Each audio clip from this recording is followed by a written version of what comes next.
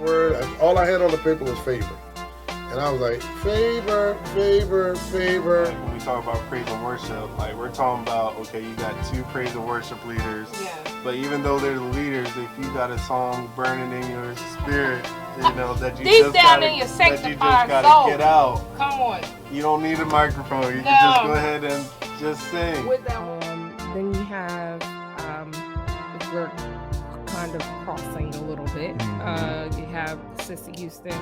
She said and then, of course, you have the infamous, phenomenal Whitney Houston. And then there's Dionne Warwick, who's also feeling. Immediately, it was almost as if God just gave me his gift. And I began to just hear things that I could hear on the radio or on my CD player at the time. We don't have CD player. It's good ground. That's it. Good ground. This is good ground. All right. Yes. I have my $50 line standing up right here. Come on, stand up. What's up, everybody? My name is Calvin Wilson, and we are back for another episode of Church Music Talks Season 2. I'm so glad to have my co-host here with me, Mrs. Kenderlyn Turner. Hey, glad to be back. What's up? What's up? How are you? I'm good. Good. This is going to be the first episode that we actually dig into it. Dive into a topic. So I hope you're ready. You ready? I'm ready. Let's roll. All right, we're going to jump right into it. Go. Everybody knows last year we got hit with a pandemic, one like we've never seen, COVID-19, and it changed everything from the way we went to work, from the way we went to school, and even the way we went to church. Yeah. As much as we were very much used to just like going to church, being there in person, it was a huge change as we had to do church from home. Yep, shut down. So church services over Zoom, from pastors' offices, and being just you and maybe a cameraman. Yeah. And that just being church. Yeah. Not having the audience, not having you talk back.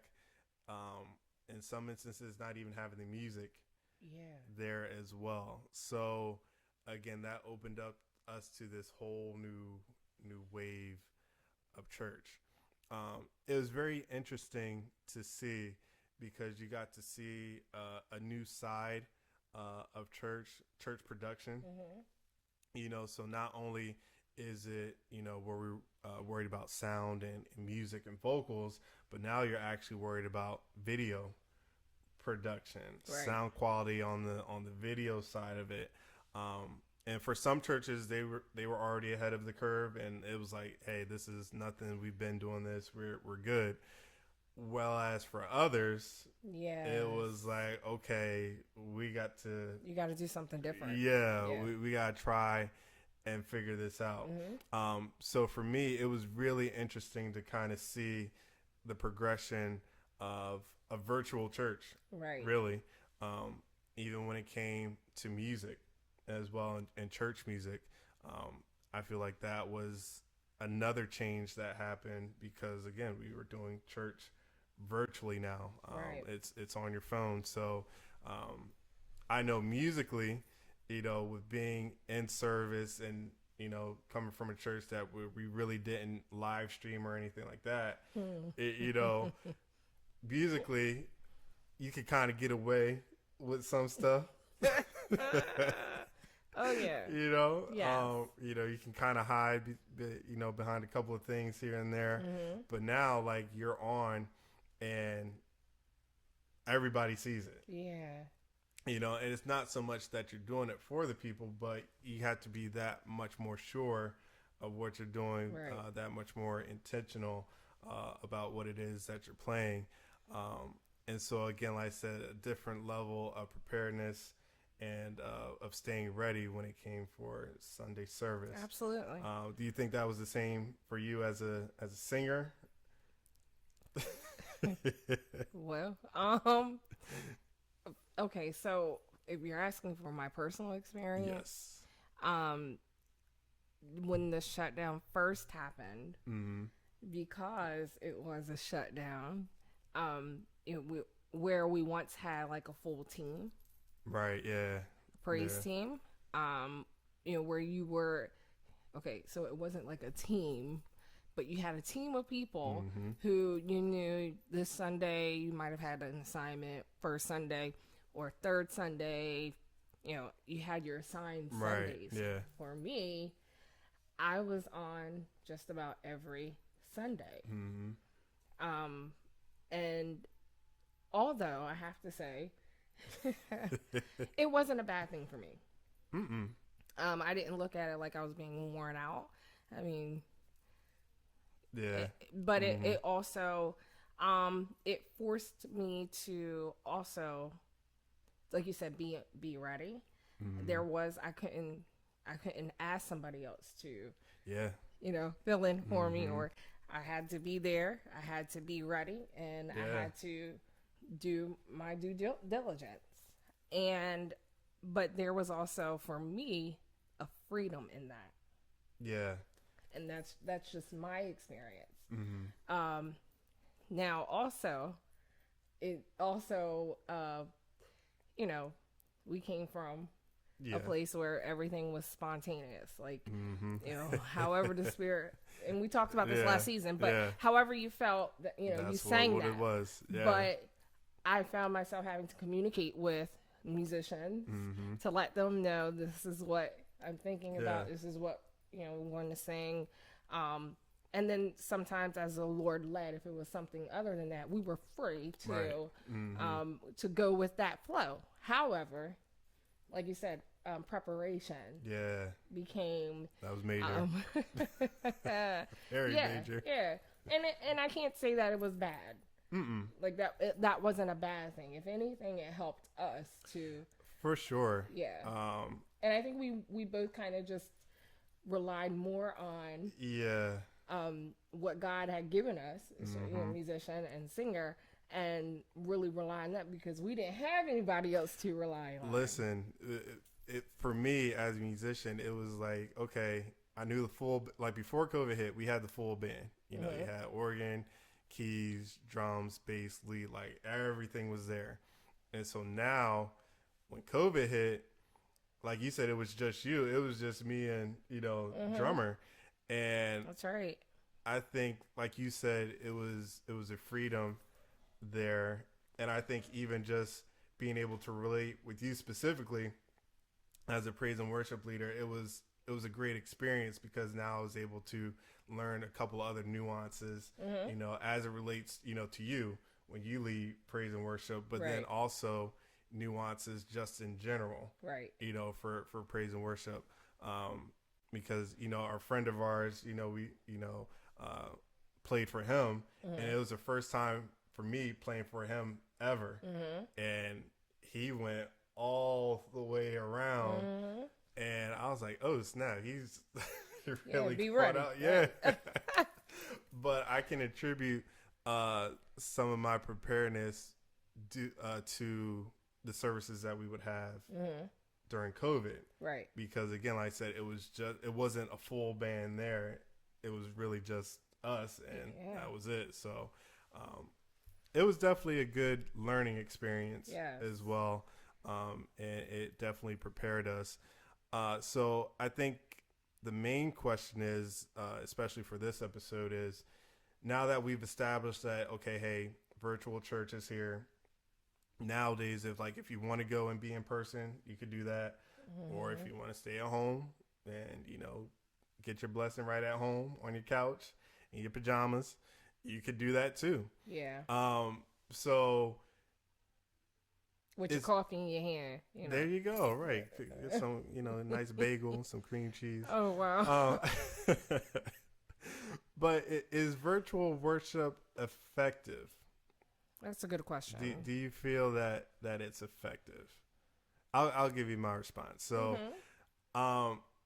I think that it is, and I think that, like I was saying earlier, churches and people who are in charge of that particular department, they're a lot more intentional now, and I think it's also a reflection of praise and worship leader musicians all of them really, this is really reflecting their relationship and stuff that they do at home prior. Yep, in private. Yep.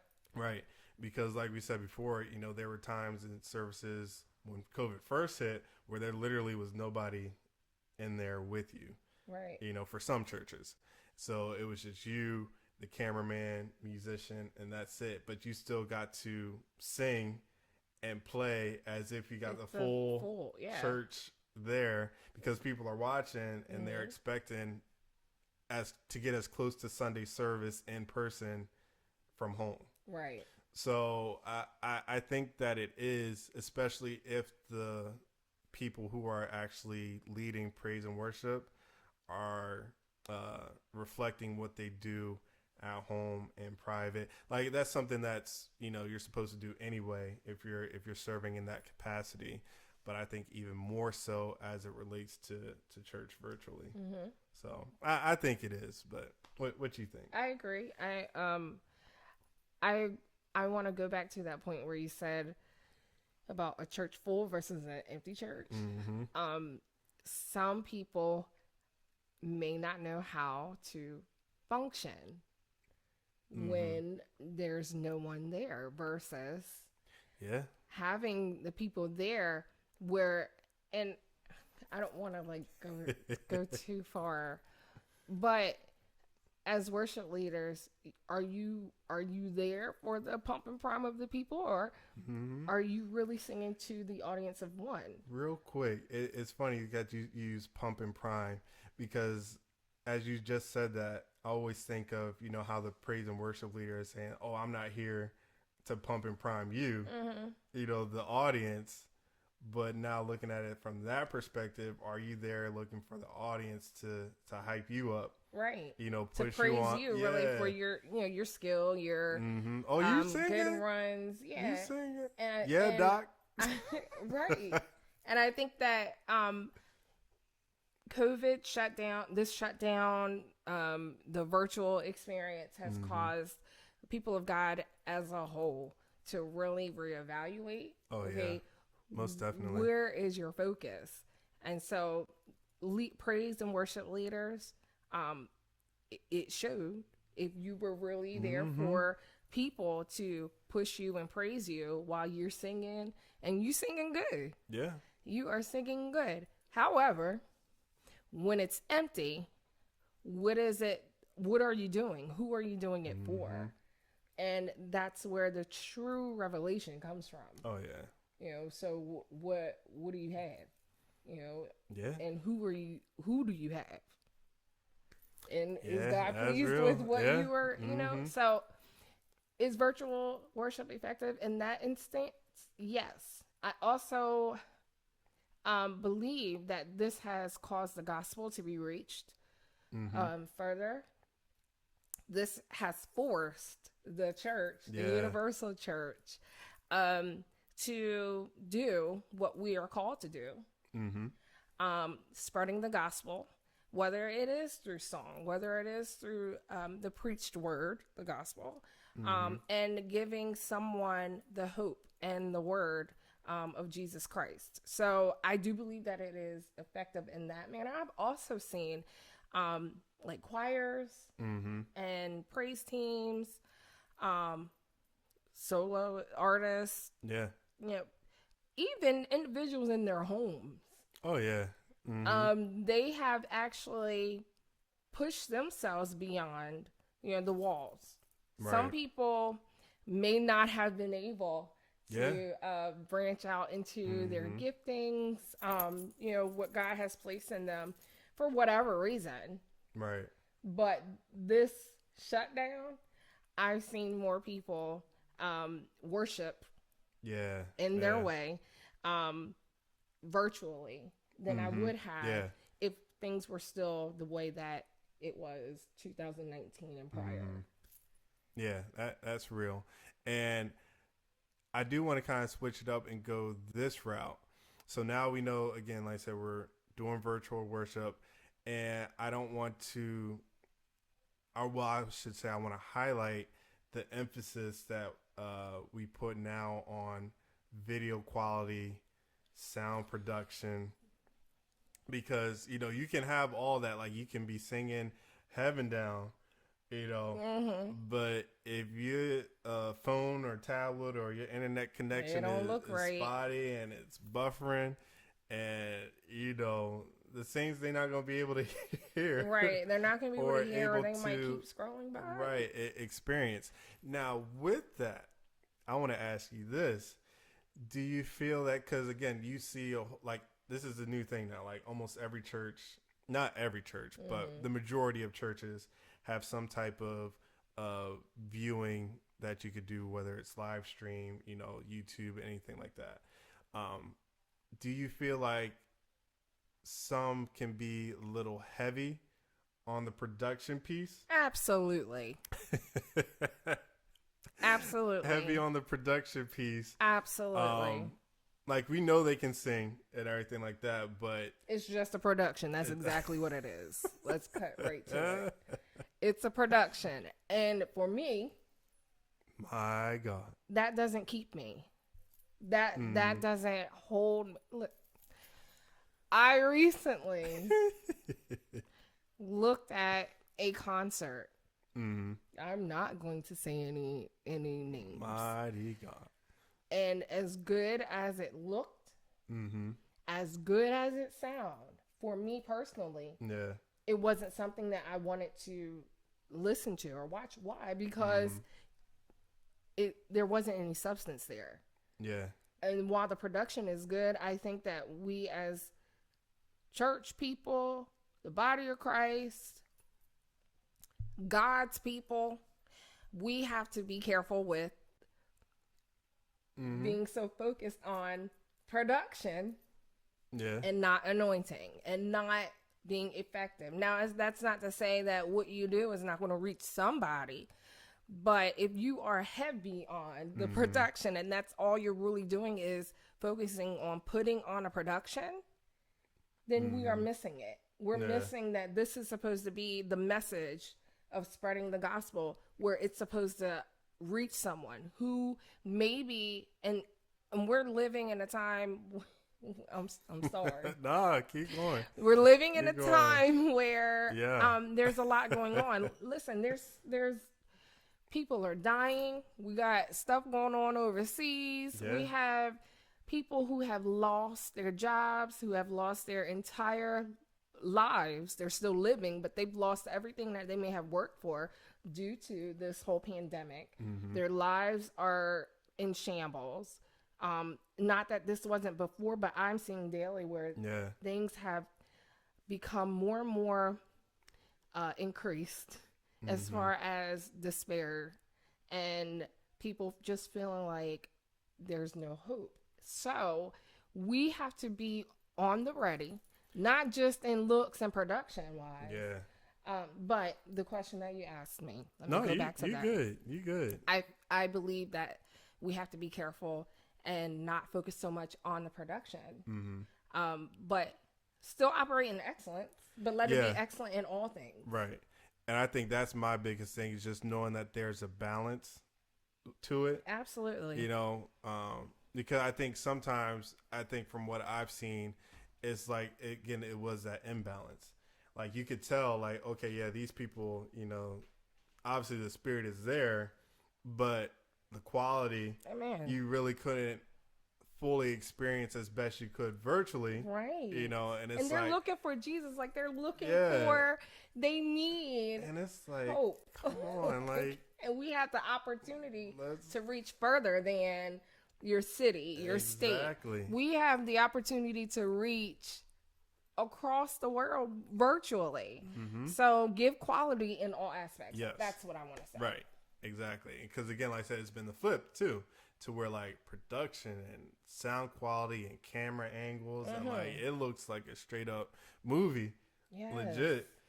And then I know for me, it's been like, like the music's on point, the singers are great, and that's really just about it. That's it. It's like, yeah, okay, that's good.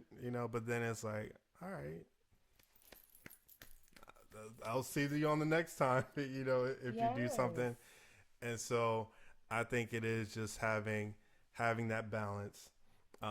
And then just going back to like, if you do serve in that capacity, really checking to make sure that you're in that place and that you're available to really serve now more than ever. Yeah. Because again, who knows? I mean, yes, things are opening back up, and prayerfully, we can get back to some type of normal that, we're used to. But in all honesty, I think this might be our new normal. And so now just being able to adapt, being able to change, and not change the way that we, do things altogether, but again, just being able to adapt and be able to shift. I think that's what I'm trying to say. Shift with the new way of doing things to where we can still be effective. That's it. Yeah. Yep. So whether it's virtually or in person, right, you could still be effective, because again, as much as God can bless and reach somebody right there in person, even through internet. Because I mean, there have been some services that I've watched, and I'm like, oh snap, I really feel something, and I'm in my bed, I'm like, hold on, let me sit up, because I'm laying down comfortable just watching, but then you can actually feel it. It's like, okay. Like, all right, I can actually feel the spirit here. And so just getting to that. And again, I think that's what will make any type of worship effective, whether it's virtual, in person. I think that's how we can do it. Mm-hmm. So agreed. Yeah. So effective, sure. Yep. Nice. That was good. That was real good. I hope y'all have been enjoying this, and please put it in the comments, whether you're watching this on YouTube, whether you want to hit us up on Instagram, Facebook. Let us know what you think about this question. Let us know your thoughts, if you think that virtual worship is effective or not. If you don't think that it is, let us know why. We would love to hear your perspective and your thoughts on that. Guys, we're just getting started. Yes. We're off to a great start on season 2. And again, just to reiterate that it is our birthday month. Hey. Church Music Talks. We are 1 year old. And so because of that, we are celebrating all month long. All right. So if you caught the last episode, we got some merch. Yeah. We made our announcement. We got some merch. We got some t-shirts that are out. And because it is our birthday month, we want to gift you all with a free t-shirt. So the way that you do it is, again, like I said, you follow us if you haven't followed us already on Facebook, Instagram. Also subscribe to our YouTube page as well. And so once you do that, tag 3 people who aren't following or you think that should follow. And I don't think I made it clear last time, but all of y'all will get a free t-shirt. Okay, so the one that tagged the people, and then the 3 people. So we're just going to keep this thing going around, so we can get as many people as we can. I will say this: once the shirts are out, all right. So saints of God, I need y'all to come on. All right, they're not going to be here. They're not going to be here long. So again, like I said, tag everybody that you know. Again, we're trying to get this good. Yes, get it while you can get it. We're trying to build a community here. Yeah. And so we just want you all to be a part of that. So once again, you can check us out: Apple Podcasts, Spotify, YouTube. Even check out our website as well. That's churchmusictalks.square.site. You'll be actually able to see the shirts on there as well. And again, we're just getting started. So again, I hope y'all are ready. So with that being said, I'm your host, Calvin Wilson, my co-host, Mrs. Kenderlyn Turner.